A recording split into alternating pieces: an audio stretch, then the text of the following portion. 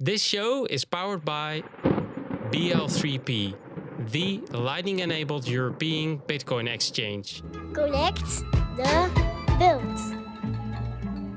Jesse de Wit, Lightning developer, Breez, the Netherlands. Utrecht is a vibrant city located in the central Netherlands, known for its rich history, pittoresque canals, and lively cultural scene. Did you know Utrecht is home to the world's smallest functional house, measuring just 2.02 meters wide and 5 meters deep? No. A slavink is a roll of minced meat wrapped in bacon. It is a variant of the much longer existing blindevink. Do you know it's named slavink because the butcher that gave the name thought it was best eaten with salad? No. Is it true you look up to Christian Decker? Yes. The Swarm is a science fiction novel written by German author Frank Schatzing. The novel revolves around the discovery of an unknown and highly intelligent species living in the depths of the ocean. The book was first published in Germany in 2004. It was later translated into English and published in 2006. Did you read the German version of the book too? No. Rowing is a sport that involves propelling a boat forward through water using oars. It is one of the oldest Olympic sports and has a rich history dating back thousands of years. Did you know rowing competitions between universities date back to the 18th century, with the first recorded race between Oxford and Cambridge taking place in 1829? Yes. Drinking water is essential for maintaining overall health and well-being. Did you know the ancient Greek civilization is known for developing some of the earliest methods of purifying drinking water, including filtration through sand and boiling? No. Adam's Apples is a Danish black comedy film by Anders Thomas Jensen. The film tells the story of Adam, a neo-Nazi sentenced to community service at a church in rural Denmark. He encounters Ivan, the optimistic pastor of the church. Despite their differences, Ivan insists on helping Adam confront his violent tendencies and nihilistic worldview.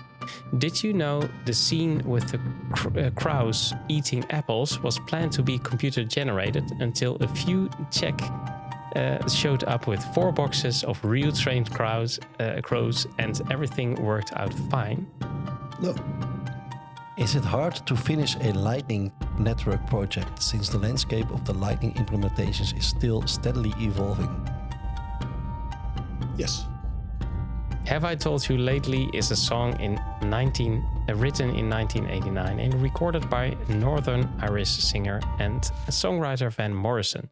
Do you know that the song was originally written as a prayer? No. Are you Satoshi Nakamoto? No.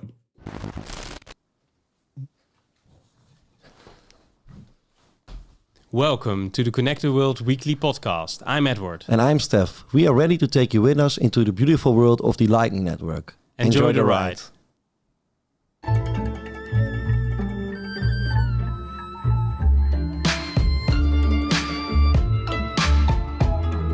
This is episode 107 of Connect the World, and this show is made possible by our friends from BL3P and BRINGIN. Thank you guys for helping us with our mission to connect the world with Bitcoin through the Lightning Network. And if you also want to help out with our mission, then head over to our Twitter, subscribe at YouTube, or to our Telegram groups where you can ask us anything and you can also make a donation, of course.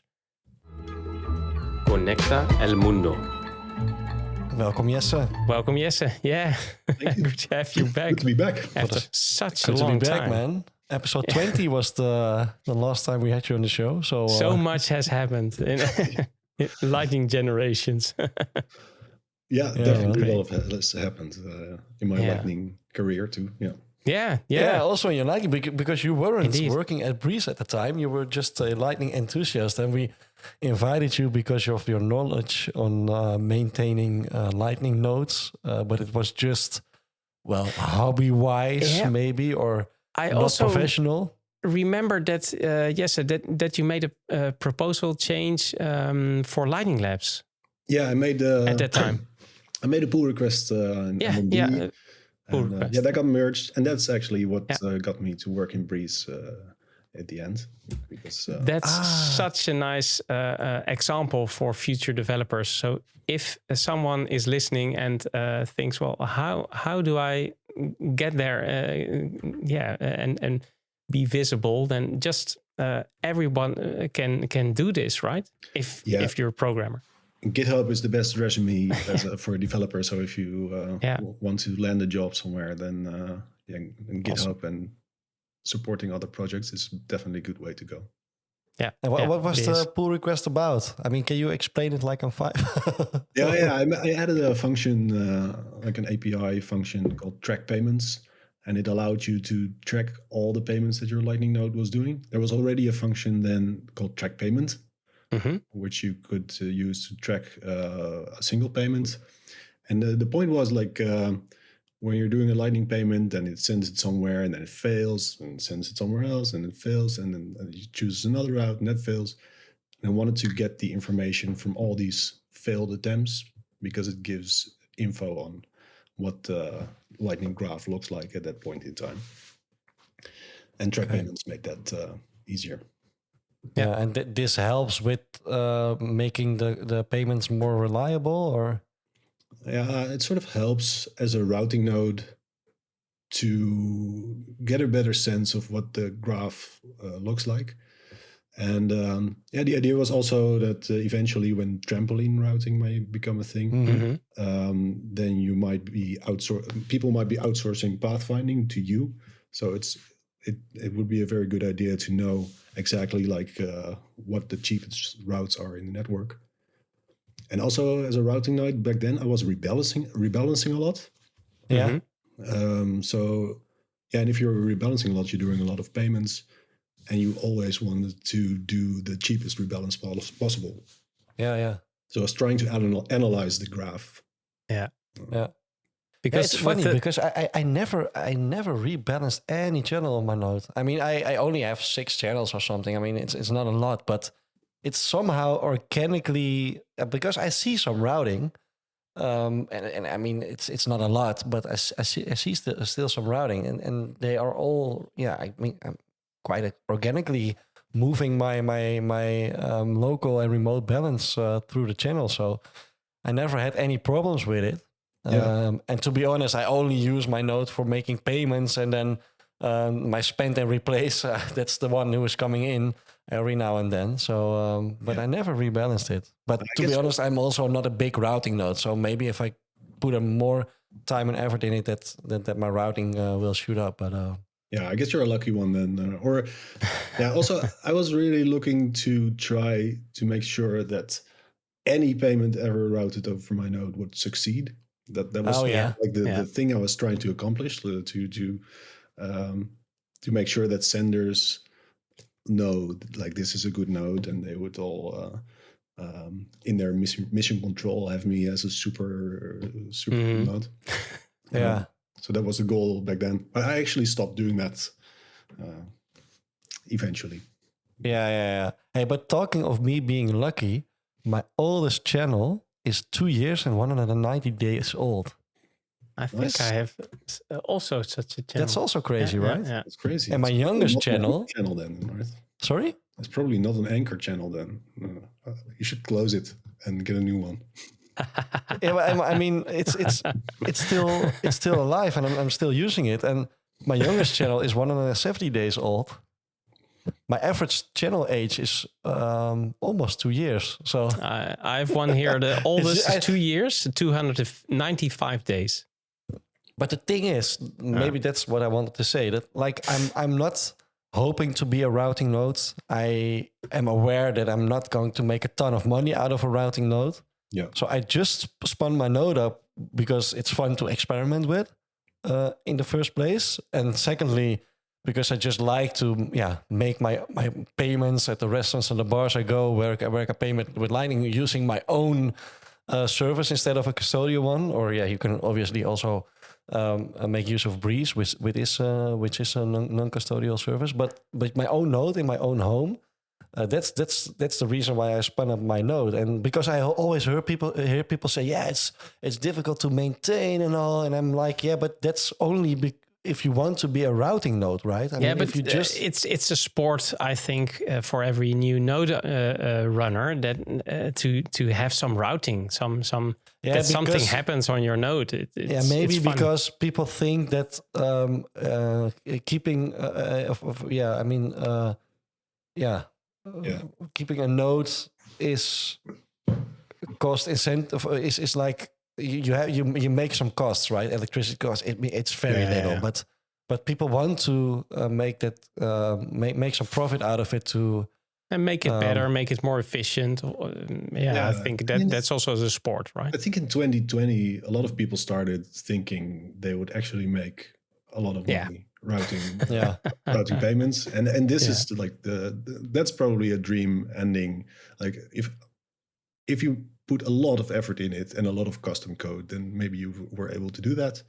Yeah, but also put a lot of Bitcoin in it, right, as liquidity. Because if you have too little liquidity, so it's also like, it's a higher reward, but also higher risk, right? I mean, it's still But I think also with our project Rings of Fire, the goal was also to educate people with nodes, and I think they're not gonna forget the basic working of it. And I mean, you were talking about trampoline routing. Well, that's the gossip and the graph. That concept is known now. So I think that makes it interesting that if you have a node and you're part of the graph, and your node is there, and I think a lot of people were wandering off and on that road, learning a lot of stuff, and it's not in the end not the goal to make a lot of money. I think that's and exactly. If you just use a node for payments yourself, well, that's pretty fun. Good to do, right? You indeed. have a few channels and non-custodial. You're doing everything yourself. Yeah, but to be honest, I'm really happy that I did it back then, because I opened my channels with 1 set per free byte back at the time, and well, the mempool is now it's like doable again, but still I think it's not beneath 11 or 12 sets per free byte. Well, it's now like around 12 sets per free byte. So, but I have a clock that is. But a couple of months ago, it wasn't reasonable to open or close a Lightning channel. So no, indeed, it was like 500 sets per free byte. Yeah, exactly. So I'm really happy that I did it, and I will. I would still encourage everyone to tip a toe in the water and just go for it and just experiment with it, because it's like the journey is great. Only the journey is enough for me to encourage people to do it. So but I mean, you don't know what the future will bring, and I already have like my options there, right? So otherwise you need to maybe if you're a Bitcoiner and there is some kind of future where you have to spend some sats, I hope for you that you're also able to use the Lightning Network instead of only using on-chain transactions, especially when shit hits the fan and everyone wants to do a transaction. Then the fees will rise, and I mean I think it's good for everyone to be able to use the Lightning Network. It's now 15 sets per fee byte. Yeah, exactly. So it's way different than back then. But, it is. And obviously, I mean, I'm also not that negative about having a small amount of satoshis at a Lightning custodial service or wallet, or I mean, just for the spending sets, it's perfect. And otherwise, it's not custodial, man. no, but I mean, but it's so easy to have it non-custodial, like Breez. Sure. You can use Breez for that, but I mean, if people just want to download an easy to go a Lightning wallet and they just have a few bucks in it for spending, of course. But I think also it's much more easier to build something non-custodial. So that's also what you see now. That it isn't really the side of the developers is becoming a lot easier. Is that true? Yes, sir? Yeah, that's definitely true. Yeah, yeah, and you see that there's a bunch of developers now jumping on to integrate Lightning into their applications, and it's definitely become a lot easier.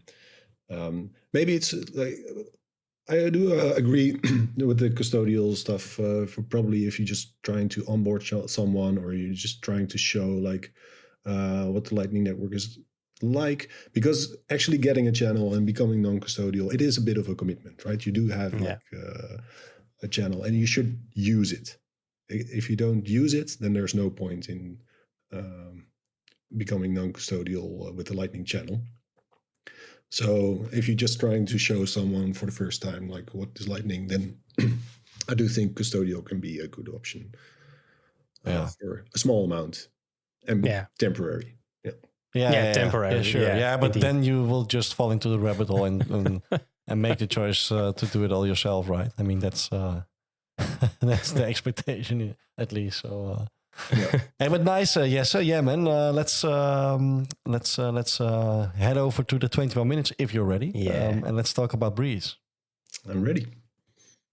The 21 minutes is brought to you by BRINGIN, the app to reliably sell and spend Bitcoin from any wallet.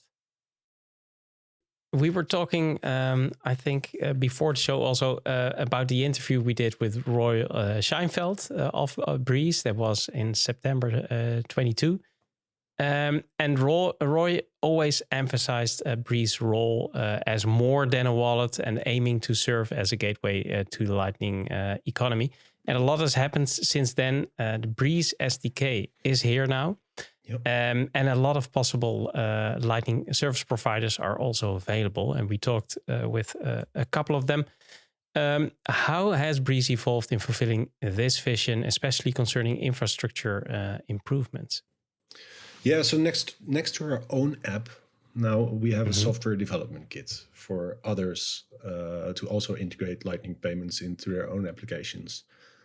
So naturally, that shifts the focus from creating an app that's easy to use for a user to creating a software development kit, which should be easy to use for developers. Yeah. We shift focus to creating a programming interface like in multiple languages. And yeah, serving multiple apps has its own challenges. So what you see is that now we have our open LSP model. So we used to have like one LSP. We now have we run two LSPs with Breez now, but we also onboard other Lightning service providers to provide liquidity for apps. So this is the main difference. The major shift is that we've gone from serving users to serving developers. Yeah. And is it then possible, because there's something in my mind which I'm thinking of the couple of weeks now, that I don't understand why Lightning isn't already by default baked into the apps that hardware wallet companies provide. I mean, if you want to drive adoption, in my opinion, you just have to have one app in which you have your savings account, can be a multi-sig but a hardware wallet involved, and then like a Lightning section. And we discussed this with John Carvalho. I don't know if it was on the record or off the record, Edward, I forgot. I think it was. We discussed this, and he said, "Yeah, I mean, I'm focusing on Lightning because this is the thing I do good." And then the hardware wallet guys, they are making their own stuff, and they are doing a way better job in creating hardware wallets than I can do. But is this the case that people that, for instance, let's say the BitKey from the Jack Dorsey company can just implement Lightning using your SDK? Is it that simple if they want? Yeah, it's that simple. Yeah, it's definitely that simple.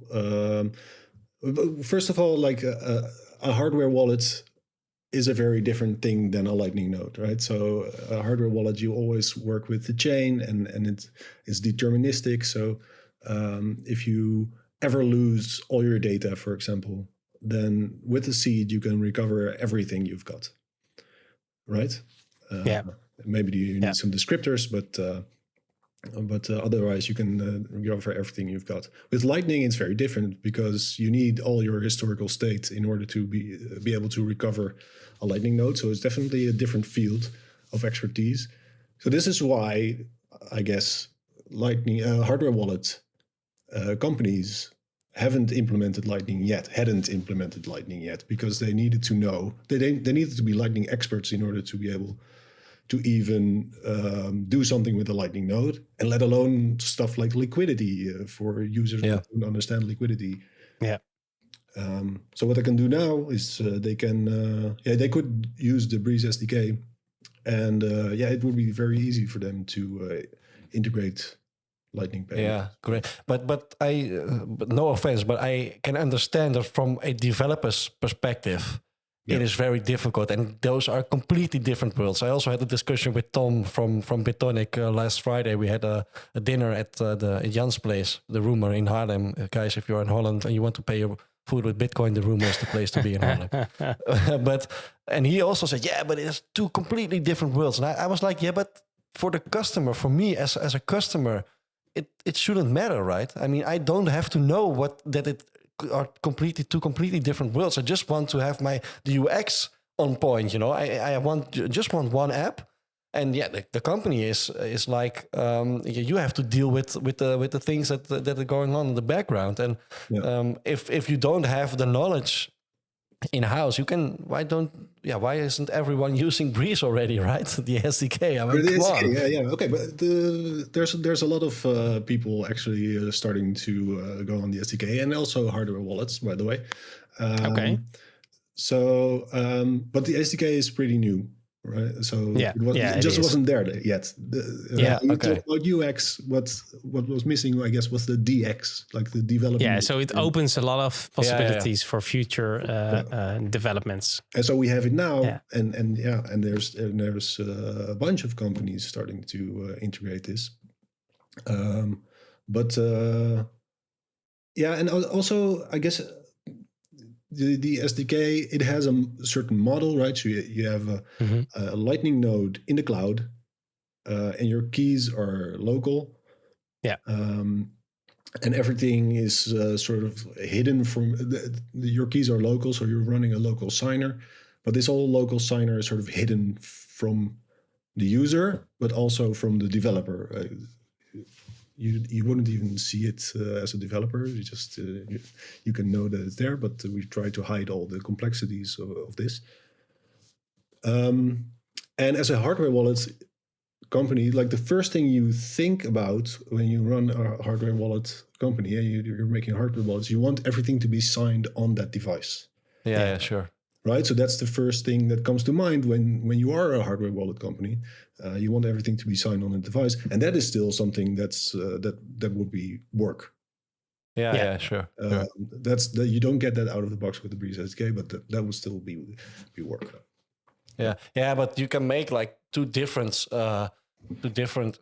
subjects within the app, right? So and aware people like, okay, this is your spending wallet, like this is your Lightning wallet. It's instant, it's low cost. With this portion of your Bitcoin, it's easily to buy stuff and to pay for your food and then we have this wallet and this is connected. Well, okay, maybe I'm talking about stuff that will happen in the near future. And then hope that people wouldn't make a mistake and put everything. But then you have to wallet. educate, and that isn't hard, right? Of course. I mean, it's still Bitcoin. Hey, but okay, talking about the Breez SDK, how has the developer community responded to it since it became available? That's something we really want to know. And can you name a couple of examples of tools which are using the Breez SDK already?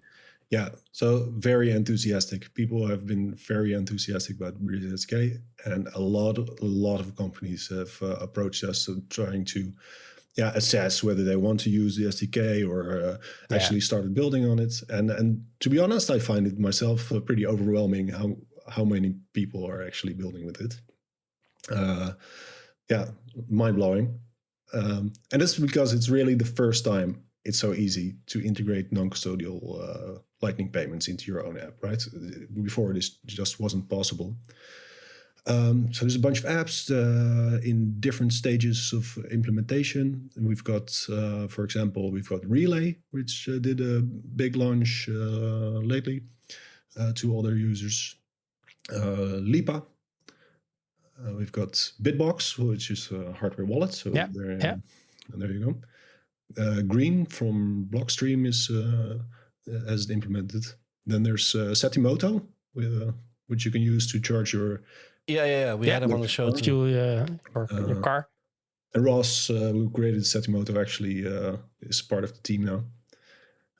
We've got picnic groups, BRINGIN, Flash, Crowd Health, Tatacoa, and Kumuli. They all implemented the Breez SDK already. Awesome. And there's still a bunch of companies building. So a lot of enthusiasm. But you said Bitbox too, and are they integrated then in their app? Like exactly like you described. Okay, cool. Well, then I need to check it out. I mean, Bitbox is one of the few hardware wallets I don't have. So that's a coincidence. Yeah. And well, it's interesting because you told also that BRINGIN is using the SDK, and BRINGIN is supporting our show. We talked to Present not so long ago, and it's a tool that allows you to spend Bitcoin instantly and safely from any wallet. So an on-ramp and off-ramp is, of course, super easy. And they pivoted from working on a custodial Bitcoin payment app due to regulatory hurdles. How did the SDK of Breez specifically address the challenges they face, and what made it stand out as a solution to bridging the fiat banking system with Lightning?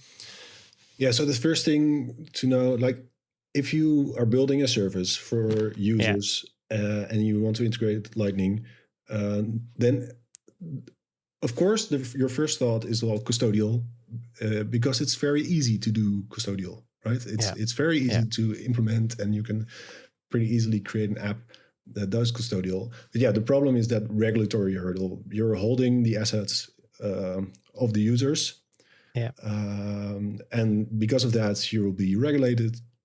And there's a lot of and probably with Lightning, that's going to be pretty hard to do, because you won't know who's paying you. So that would be even more privacy. Yeah. So a solution for this is non-custodial. So if you're not holding the assets of the user, if the users hold their own assets, they hold their own keys. You just create an app, and you're not even a service provider for payments for these users. So that's how non-custodial should improve this experience, and now non-custodial works just as well as custodial does, right? This is super easy to implement Lightning payments using the Breez SDK. I've done some demos. Maybe they'll be findable on the internet on how quickly you can implement an app that integrates Lightning payments. There's a great webinar you guys did, which explains it. Yeah. And then there's the open LSP model, where anyone can become an LSP. That also makes it possible to provide the liquidity for your users. So if you would have a lot of users, for example, you would even be able to put in your own liquidity, and you can make sure that every user you onboard will have enough liquidity to receive and send Lightning payments. Can you elaborate a bit more on how Breez SDK facilitates this liquidity for large-scale operations? Yeah, sure. So when you build an app as a developer, you will be assigned an LSP. That's basically the first. We'll have to figure out how many users would you want to serve. How much liquidity would they need, and you'll be assigned an LSP, or you can become the LSP yourself. And then when you roll out your app, when you actually start getting new users, every user gets their own user node, like their own personal node in Greenlight in the cloud. And these user nodes, they would become connected to a Lightning service provider. So this Lightning service provider.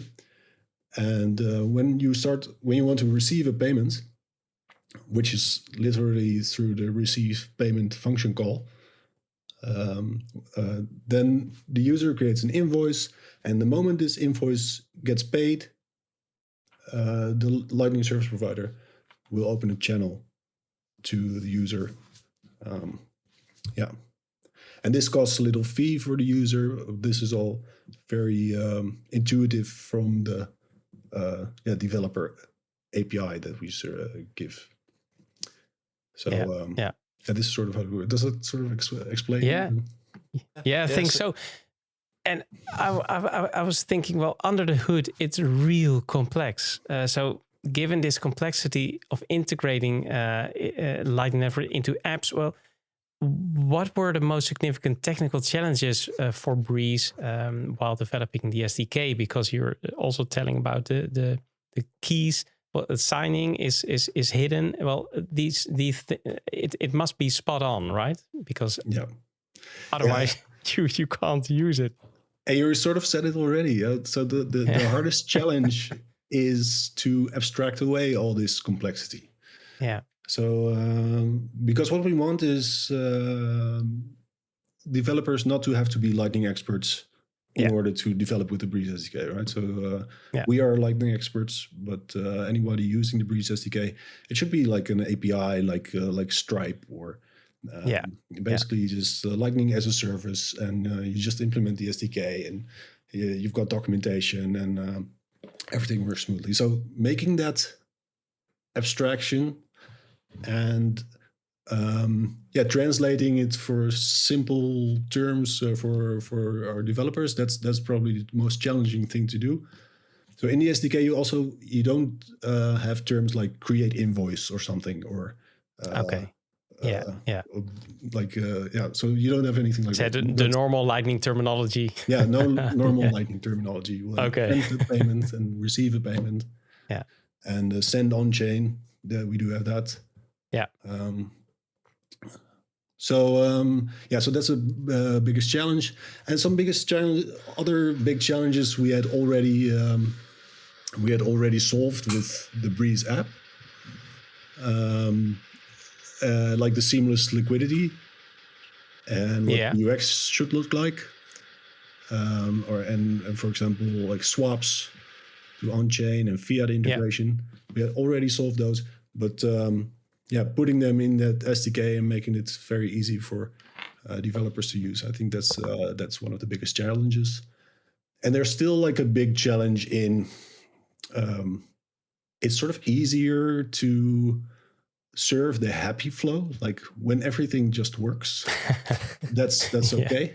But there's layers of deep in what you have to do in order to make the bad flows easy to understand for developers as well. And maybe it's more difficult because also developers that are totally not into Lightning are going to use this. So maybe that is in talking with them and serving them, it could be more difficult, because then you need to explain things that they just can't grasp. Yeah, and some things they have is very specific UX, like when do you have to pay fees, for example, right? And communicating these fees to the user. There's very pretty specific things you need to implement as an app developer eventually, like if you want to have that very rich experience. So these things, we were getting better and better at solving these. But it's been very good to have all these companies building on top of it, because they definitely polished our API. Yeah. And for example, first we had interfaces like create a node or connect to an already existing node. The very simple thing, but then you're already talking about the node. Makes it too difficult. So now we just have one interface. We have got connect. You press your seat, super easy, and we'll just do everything for you. in the Breez wallet, but the whole company, I can say, emphasizes a non-custodial approach to Bitcoin Lightning transactions. How does the SDK maintain this non-custodial integrity while still offering seamless user experiences, particularly with features like automated channel management and seamless backups? Yeah. For automatic channel management, it's always full Lightning channels that we've got. So Lightning channels, they are non-custodial because nobody can cheat you, right? So we're just using the Lightning protocol, and so we're leaning a lot on the Lightning protocol and the security that it offers. So there's already a lot in there that we just use and just works. So it's great that we can lean on that.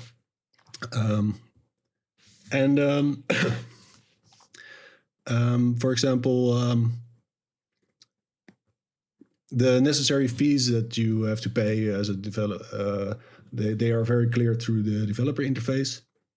And one thing is that we've got this node in the cloud, right? Maybe I haven't really explained that very well yet because it can be a bit weird for users to know, like what is he even talking about? Node in the cloud, keys local. What is it? What is it even? So there's a product called Greenlight, and it's been created by Blockstream. Yeah. And with Greenlight, what you get, like as a user that's installed an app on their phone, you get your own Lightning node in the cloud at the Blockstream infrastructure. So they manage hosting for you. They manage databases and all this networking, all this stuff that you do not want to worry about as a regular user, unless you have your own node in your own house, for example. But this node, it doesn't have your keys. So you have your keys local on your device, and for every state update that you have to do, you sign a message basically on your node itself. Yeah. On your phone itself, not on your node, but on your phone itself. And because this key never leaves your device and is not available in your node on the cloud, your node on the cloud is unable to spend your funds. And only you are as a user using the app. So, yeah. Yeah, I think that's... I think that's a great thing that you squeezed in, because you mentioned Greenlight before, and that's a real good explanation. I had just one question that I really wanted to ask. Steph, is that okay? You can cheat this time. We won't tell anyone, all right? I mean, there are so many interesting questions, but because Lightning Labs just added support for LND 18, and at the beginning of last year, you wrote a Twitter thread explaining the proposal of Joost Jager did for adding the possibility for inbound fees. So this is going to be a little bit technical, but could you provide a short overview of inbound fees proposal of Joost Jager, which is really old in Lightning terms, and explain how it fundamentally changes the dynamic for routing roads in a Lightning network? Sure. Yeah. So basically, there's an issue as a routing node, or an issue. There's a dynamic that when you charge a fee as a routing node, you always charge a fee on the outbound channel. Yeah. If you're a routing node, the payment you're forwarding a payment, so it comes in somewhere and it goes out somewhere. It comes in somewhere, and you charge a fee on the outgoing side. But sometimes the inbound side is, it sort of matters. You sort of want to, if it comes in from one channel, it might be favorable over it coming in from another channel and then going out through the same node. So, and there is no real way to manage that yet as a routing node, like to tweak where you want your traffic to come from, and some liquidity is just more expensive than other liquidity. Yeah. So Joost created the inbound fee proposal, and he made a pull requests in LND for that. And basically the way it works is, so now you're able to charge an inbound fee on your channel. But there's a little problem with that. because if you start charging an inbound fee on the inbound channel, if a sender who sends a payment finds a route through the network and tries to pay over your node, he doesn't know about this inbound fee, right? Because like if it's a core Lightning node, for example, the concept inbound fee just doesn't exist. It's So only he will L&D. just find a route and he will pay, and then the payment will fail because your node will say, "Well, you didn't pay enough fees, right?" Yeah. And the solution for that was to make the inbound fee negative, and that's it's a bit of mind bend, maybe. That's interesting. Yeah. But what you can do is you can increase the fees of all your outbound all your outbound sites, and then charge a negative inbound fee on a bunch of channels. Basically on every channel, but then the one where you actually wanted to charge an inbound fee on, you then put the inbound fee there to 0. And so now the sender who didn't know about inbound fees, he'll actually overpay. But his payment will still succeed. And the sender who does know about inbound fees will get that inbound fee discount. Okay. Very interesting. I think that's great. To hear it like this. I think not a lot of people have talked about it. It was a bit of a surprise, but it's interesting that it is implemented now. So we'll keep following it. Yeah, and it should be mentioned, like it's merged in L&D now. It's not part of the Bolt spec. No, there's a blip proposal for this spec, and and I don't think Core Lightning and Lightning Dev Kit are going to implement it soon, but interesting. We'll keep following that. Awesome. All right. Conecte o mundo. Yeah, let's. Then I will ask a question too, Edward, if I may. Of course. No. Yes, we recorded 3 questions from different people, and we really want you to choose one of the 3. We have a question from Michael Fischer from Opago, from Patrick van der Meijden, from Arnhem Bitcoin Stad, and also organizing the Adopting Bitcoin Arnhem this year, and John Carvalho from Synonym. Which one will it be? I think maybe the John Carvalho.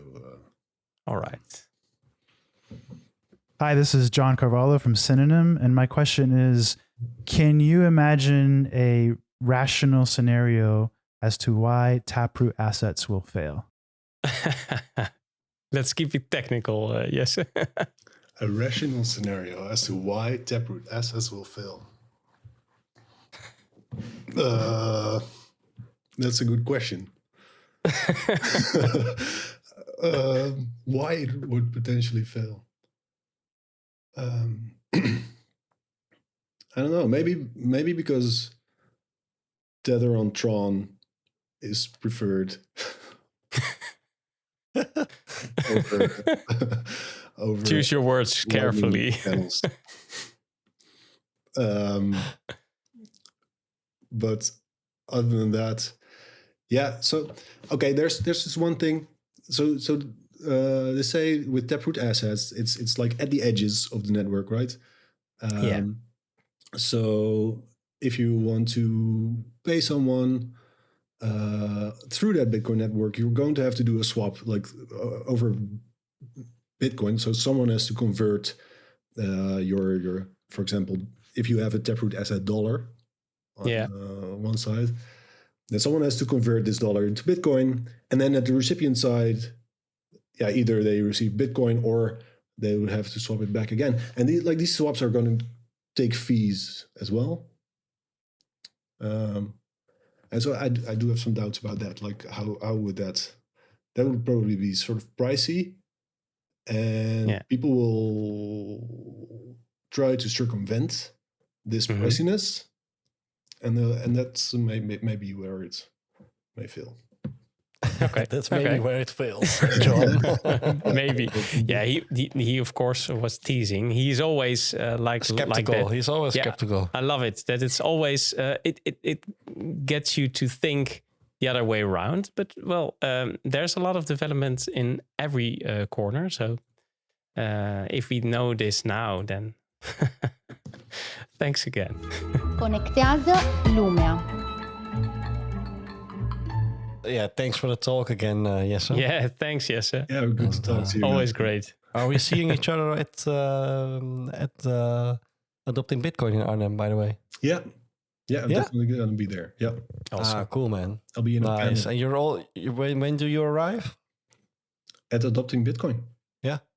Or only the Saturday? I mean, no, the whole week is full of entertainment. I didn't Yeah, even that's realize right. that. Also, I thought it side was events. the day. But maybe I'll go to side events too. Yeah, the and- conference is on Saturday, but Yeah. I'm there from Friday. And So if if you want to you're have a beer there- or so in the evening, then Maybe I'll go. let's hook up. Just And have for an everyone, at Thursday, 23rd, there's a Nostradam side event about Noster. Right. I think it's again in Bride, right, Steph?